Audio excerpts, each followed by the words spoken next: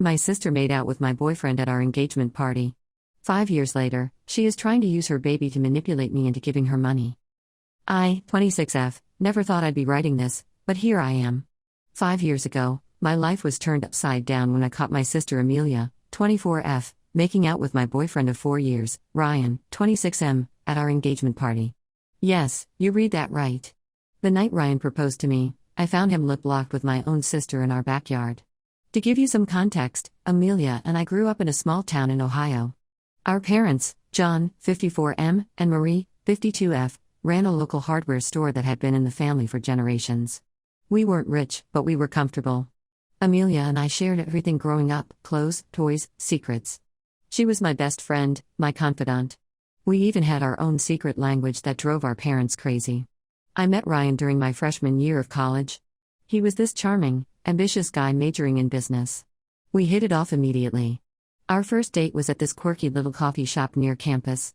I remember spilling my latte all over myself, and instead of being embarrassed, Ryan just laughed and said it was the most entertaining first date he'd ever had. From that moment, I was smitten. Over the next 4 years, Ryan became a huge part of my life. He got along great with my family, especially Amelia. They shared a love for obscure indie bands and often went to concerts together when I was busy with my nursing studies. I thought it was sweet that my boyfriend and my sister got along so well. Little did I know. The day Ryan proposed was perfect. He took me on a hike to this beautiful waterfall we discovered in our sophomore year. As the sun was setting, he got down on one knee and pulled out a ring. I was so happy I could barely speak. I just nodded and cried as he slipped the ring on my finger. We decided to have an impromptu engagement party that night. Our friends and family gathered at our house. The atmosphere was electric, everyone was so happy for us. I remember my mom hugging me tight, telling me how proud she was. My dad shook Ryan's hand and welcomed him to the family. Amelia seemed quieter than usual, but I chalked it up to her being overwhelmed by the sudden celebration. As the night wore on, I noticed Ryan was nowhere to be found. I went looking for him, thinking maybe he'd stepped out for some air. That's when I saw them. In our backyard, partially hidden by the old oak tree we used to climb as kids, were Ryan and Amelia. They were locked in an embrace that was far from familial. I stood there, frozen, for what felt like hours but was probably only seconds. The engagement ring on my finger felt like it was burning my skin. When they finally noticed me, they jumped apart. The look on their faces, a mix of guilt and something else I couldn't quite place, is seared into my memory. I didn't wait for explanations. I ran. I got in my car and drove to a hotel in the next town over. My mind was a whirlwind of confusion and pain. How long had this been going on? How could they do this to me? I spent the night crying and trying to make sense of what I'd seen. The next morning, I woke up to a barrage of messages. From Ryan, from Amelia, from my parents. Ryan's message made me sick to my stomach. He said he was sorry, but he and Amelia had fallen in love. Apparently, it had been going on for months. He claimed he'd proposed to me because he thought committing to me would make his feelings for Amelia go away. Instead, it had only made them stronger. Amelia's message wasn't any better. She apologized but said she couldn't help falling in love with Ryan. She hoped I could understand and forgive them both eventually. I couldn't believe what I was reading. My sister, my flesh and blood, was asking me to understand why she'd stolen my fiancé. I stayed at the hotel for a week, ignoring calls and messages from my family. I needed time to process everything. I thought about all the times Ryan and Amelia had hung out together, all the inside jokes they shared. Had I been blind this whole time? When I finally went home, I found my parents, Amelia, and Ryan waiting for me. They all tried to hug me, telling me how worried they'd been. Even Amelia had the audacity to embrace me, tears in her eyes. I pushed them all away and told them I was moving out. To my surprise, Ryan said there was no need, he was moving in with Amelia. And then came the real shock. My parents, instead of being angry or disappointed, were smiling. They said they were happy Amelia and Ryan had found each other, and while they were sorry about how it happened, they believed it was for the best. I couldn't believe what I was hearing. My own parents were taking Amelia and Ryan's side? When I pointed out that Amelia had stolen my boyfriend and broken up my engagement, my mother had the gall to say I was being selfish. She said I should be happy for my sister finding her soulmate. My father agreed, telling me not to act like a child because these things happen. I was done. I packed my bags and left, cutting off all contact with my family. I moved to a city 3 hours away and threw myself into my nursing career. I worked long hours, took extra shifts, anything to keep my mind off what had happened. Slowly, I started to rebuild my life. I made new friends at work, joined a gym, even adopted a cat. Over the next few years, I worked hard to build a new life for myself. I got promoted to head nurse in the pediatric ward. I saved up and bought a small but cozy apartment. I even started dating again, though nothing serious. I kept my social media accounts public but removed my family from my friends list. I wanted them to see how well I was doing without them. Occasionally, they'd try to reach out, a birthday wish here, a holiday greeting there. I ignored them all. I didn't block them because a part of me wanted them to see what they'd lost. It was petty, but it was the least I could do after how they'd hurt me. I heard through the grapevine that Amelia and Ryan got married about a year after I left. Apparently, it was a big wedding in our hometown. Everyone was there, except me, of course. I tried not to think about it, but some nights I'd lie awake, wondering how they could be so happy after what they'd done to me. Fast forward to last week. I was just finishing up a night shift when I got a call from an unknown number. It was my mother. I almost hung up, but something in her voice made me pause. She sounded desperate. She begged me to hear her out, saying Amelia and Ryan needed help. Apparently, Amelia and Ryan had started a business 2 years ago, some kind of tech startup. They'd poured all their savings into it, convinced it was going to be the next big thing. But it was failing miserably. They were drowning in debt, unable to pay their employees or their investors. My mother said they were on the verge of losing everything.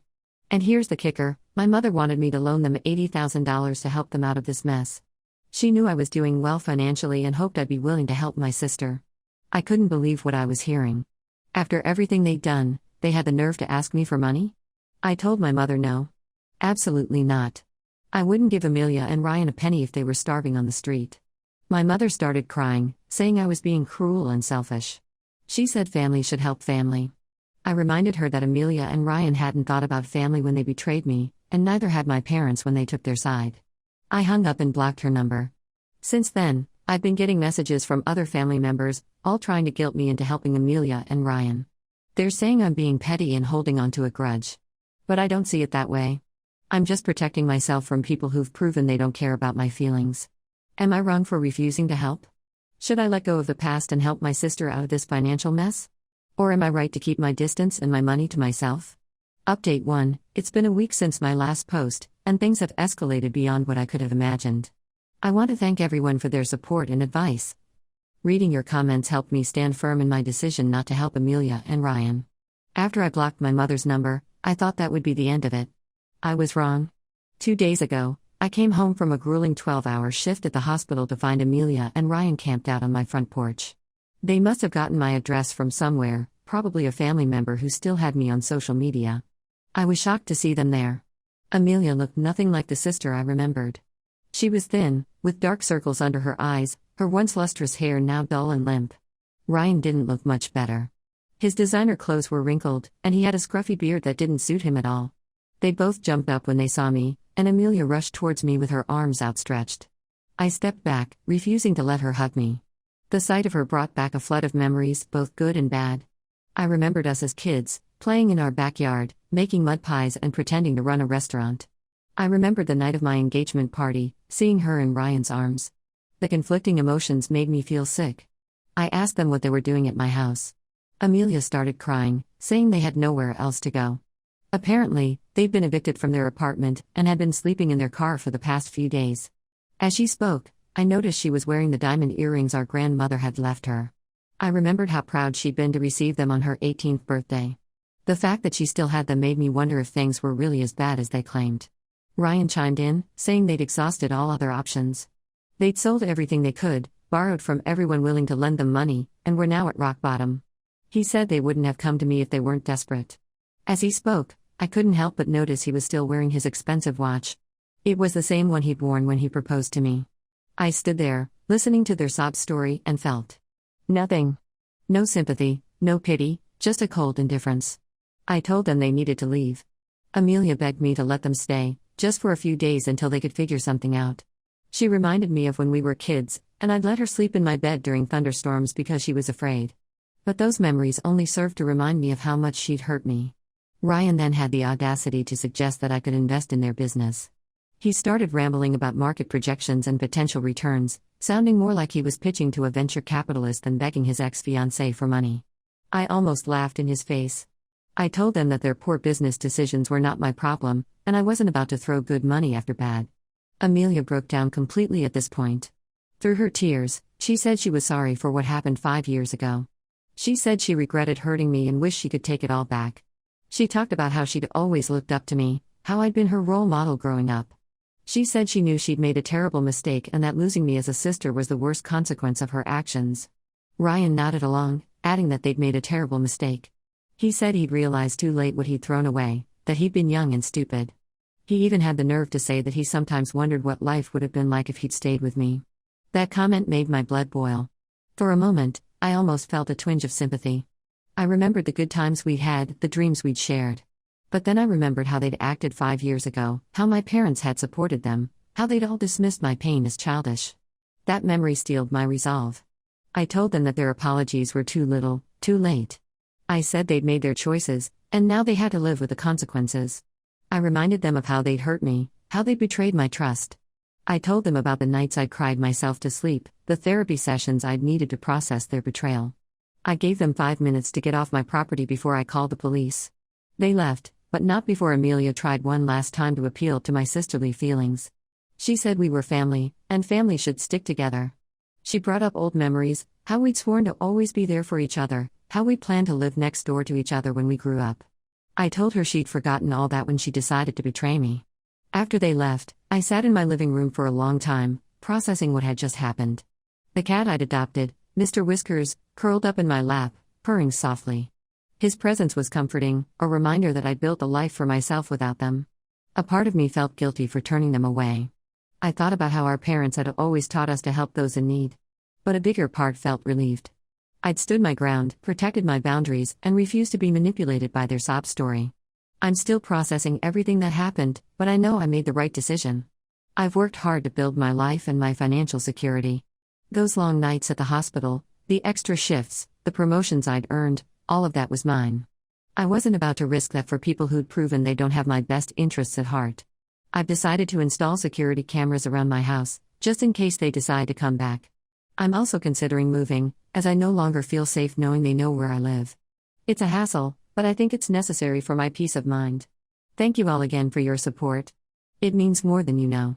Update 2. It's been about 3 weeks since my last update, and I wish I could say things have calmed down, but they haven't. The situation has taken an unexpected turn, and I'm still trying to wrap my head around it all. Last week, I received a letter from a lawyer. At first, I thought it might be related to work, maybe something about a patient's family. But as I read it, my blood ran cold. Amelia and Ryan were threatening to sue me for emotional distress and familial abandonment. They claimed that my refusal to help them in their time of need had caused them severe emotional trauma and financial hardship. I was floored. I couldn't believe they would stoop so low. The letter demanded that I either provide them with financial assistance or face legal action. It was a blatant attempt at extortion, and it made me furious. I thought back to all the times Amelia and I had played court as kids, using our stuffed animals as the jury. Never in my wildest dreams did I imagine we'd end up on opposite sides of a real legal battle. I immediately contacted a lawyer of my own. After reviewing the letter, he assured me that their claims had no legal standing. Familial abandonment isn't even a real legal term, and you can't sue someone for not giving you money. He said it was likely a scare tactic, an attempt to bully me into complying with their demands. While I was relieved to hear that their threats were baseless, I was still shaken. The fact that they would go this far, try to intimidate me with legal action, showed just how desperate and ruthless they'd become. It made me think about how well I really knew them. Had they always been capable of this, or had desperation changed them so fundamentally? My lawyer advised me to send a cease and desist letter, warning them that if they continue to harass me, I would pursue legal action against them for harassment and attempted extortion. We sent the letter, and for a while, things were quiet. I tried to focus on my work, throwing myself into my nursing duties with renewed vigor. The pediatric ward was always busy, and the needs of the sick children helped keep my mind off my own problems. But then, a few days ago, I received a call from my Aunt Lisa, my mother's sister. Aunt Lisa had always been the family peacemaker. When Amelia and I fought as kids, she was the one who'd sit us down and make us talk it out. Hearing her voice brought back memories of summer barbecues and family game nights. She told me that Amelia was pregnant. Apparently, Amelia and Ryan had decided that having a baby would somehow solve their problems. They thought that once I knew about the baby, I'd feel obligated to help them for the sake of family. I was stunned. Bringing a child into their mess seemed incredibly irresponsible. I thought about the children I cared for at work, how much love and stability they needed. How could Amelia and Ryan think they could provide that when they couldn't even take care of themselves? My aunt begged me to reconsider my position, saying that the baby shouldn't suffer for its parents' mistakes. She even suggested that helping them now would be an investment in my future relationship with my niece or nephew. She reminded me of how close Amelia and I had been with our cousins growing up, how we'd always said our kids would be best friends too. I told my aunt that while I felt sorry for the unborn child, I wasn't going to be emotionally blackmailed. Amelia and Ryan's decision to have a baby in their current situation was their choice, and it wasn't my responsibility to bail them out. I explained that I had patients at the hospital who needed me, and I couldn't jeopardize my ability to care for them by getting entangled in Amelia and Ryan's financial mess. After hanging up, I sat for a long time, thinking about everything that had happened. I felt a mix of emotions: anger at Amelia and Ryan's manipulation, sadness for the baby being brought into this situation, and a strange sense of relief that I was standing firm in my decisions. I thought about my own plans for the future. I'd always wanted children, but after what happened with Ryan, I'd put those dreams on hold. Now, hearing about Amelia's pregnancy, I felt a twinge of longing. But I quickly reminded myself that I was building a good life, one where I could eventually welcome a child into a stable, loving home. I've decided to completely cut off all contact with my extended family as well. I've changed my phone number and email address, and I'm in the process of moving to a new apartment in a different part of the city. It's drastic, but I feel it's necessary for my mental health and safety. This whole situation has been a harsh reminder of why I distanced myself from my family in the first place. Their willingness to manipulate and guilt me shows that they haven't changed at all in the past 5 years. It's painful to realize that the family I once loved and trusted has become a source of stress and anxiety in my life. I'm tired, but I'm also more determined than ever to protect myself and the life I built. The children I care for at the hospital remind me daily of the importance of boundaries and self-care. I need to be at my best for them, and that means not letting my family's drama drag me down. Thank you all for your continued support and advice. It means more than you know. Update 3. It's been about 2 months since my last update, and I'm writing this from my new apartment in a different part of the city. After everything that happened, I decided that a fresh start was what I needed, and I'm glad I made that choice. The move wasn't easy. I had to transfer to a different hospital, leave behind the colleagues I'd grown close to, and essentially start my life over again. But it was worth it for the peace of mind it's given me. I feel safer knowing that Amelia, Ryan, and the rest of my family don't know where I am. My new neighborhood is quiet, with a park nearby where I often take walks to clear my head. My new apartment is smaller than my old one, but it feels like a sanctuary. I've decorated it with plants and artwork, creating a space that feels entirely my own. Mr. Whiskers has adjusted well to the move, and his antics never fail to make me smile, even on tough days. Before I left, I did one last thing. I wrote a letter to my parents. I explained why I was leaving and told them not to try to contact me again.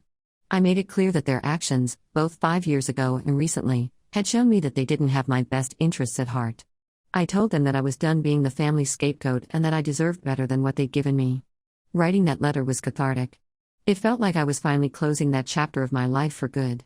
I didn't expect a response, and I haven't received one. I'm okay with that. In my new hospital, I've thrown myself into my work. The pediatric ward here is busier than my old one, and the challenges keep me focused and motivated.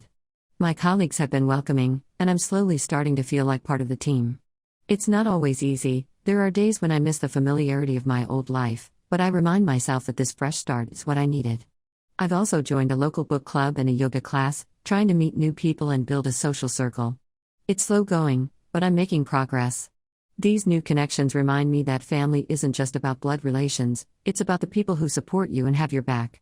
As for Amelia and Ryan, I haven't heard anything more about their situation. Part of me wonders about the baby, hoping that it's healthy and cared for. But I've realized that their lives are not my responsibility. I can wish them well from afar without getting involved in their drama. This whole experience has taught me a lot about boundaries, self-respect, and the true meaning of family. I've learned that it's okay to prioritize my own well-being, even if others might see it as selfish. The children I care for at the hospital deserve a nurse who's emotionally stable and focused, and I can't be that if I'm constantly dealing with family drama. I'm still healing, still learning, but I'm in a much better place now than I was when I first posted here. There are still moments when I feel a pang of sadness for the family relationships I've lost, but those moments are becoming less frequent. Instead, I'm focusing on building a future that's true to who I am and what I want out of life. Thank you all for your support throughout this journey. Your words of encouragement and advice have been a lifeline during some really dark times. To anyone out there dealing with toxic family members or difficult situations, remember, it's okay to choose yourself. It's okay to walk away from people who hurt you, even if they're family. You deserve peace, respect, and love. Don't let anyone tell you